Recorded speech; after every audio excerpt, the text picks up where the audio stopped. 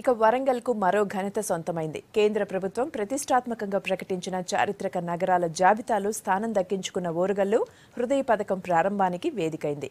కేంద్ర పట్టణాభివృద్ధి శాఖ మంత్రి వెంకయ్యనాయుడు వరంగల్లో ఈ పథకాన్ని ప్రారంభించారు. కాకతీయ సామ్రాజ్య నగరి ఓరుగల్లు సిగలో మరో కలికితురాయి చేరింది. చారిత్రక నగరాలకు ప్రపంచ పటంలో ప్రత్యేక స్థానం కల్పించాలనే సంకల్పంతో కేంద్ర ప్రభుత్వం ప్రకటించిన హృదయ్ పథకం ప్రారంభానికి ఓరుగల్లు నగరి వేదికైంది. కేంద్ర పట్టణాభివృద్ధి శాఖ మంత్రి వెంకయ్యనాయుడు చేతుల మీదుగా ప్రతిష్టాత్మక పథకానికి శంకుస్థాపన జరిగింది.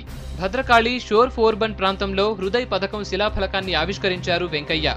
అనంతరం భద్రకాళి అమ్మవారిని దర్శించుకుని నేరుగా చారిత్రక 1000 స్తంభాల దేవాలయానికి వెళ్లారు. హన్మకొండలోని 1000 స్తంభాల ఆలయంలో హృదయ్ పథకం పైలాన్ నిర్మాణానికి భూమి పూజ చేశారు.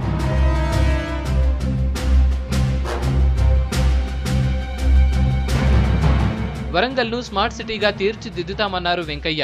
హృదయ్ పథకం దేశానికి హృదయం లాంటిదన్నారు. కేంద్రం రాష్ట్రం కలిసి పనిచేస్తేనే అభివృద్ధి సాధ్యమన్నారు.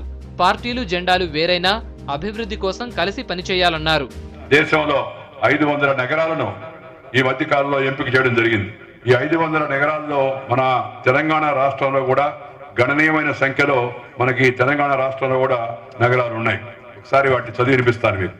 1 వరంగల్, 2 నిజామాబాద్, 3 కరీంనగర్, 4 రామగుండం, 5 ఖమ్మం, 6 హైదరాబాద్ గ్రేటర్ కార్పొరేషన్, 7 ఆదిలాబాద్, 8 మహబూబ్ నగర్, 9 నల్గొండ, 10 మిర్యాలగూడ, 11 సూర్యాపేట. ఈ మధ్యనే నేను కొత్తగా జనాభా కొద్ది పెరిగిందని సిద్దిపేటను కూడా దాంట్లో చేర్చడం జరిగిందని చెప్పి సందర్భంగా మీ అందరికీ మనవి చేస్తా ఉన్నాను.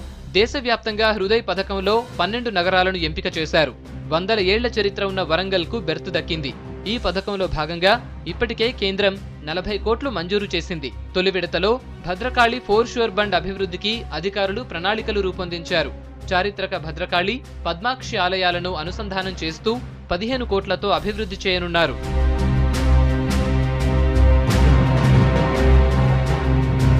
అధికారిక కార్యక్రమాల తర్వాత బీజేపీ కార్యకర్తల సమావేశంలో పాల్గొని లోక్సభ ఉప ఎన్నికల్లో అనుసరించాల్సిన విధానాలపై దిశానిర్దేశం చేశారు వెంకయ్య.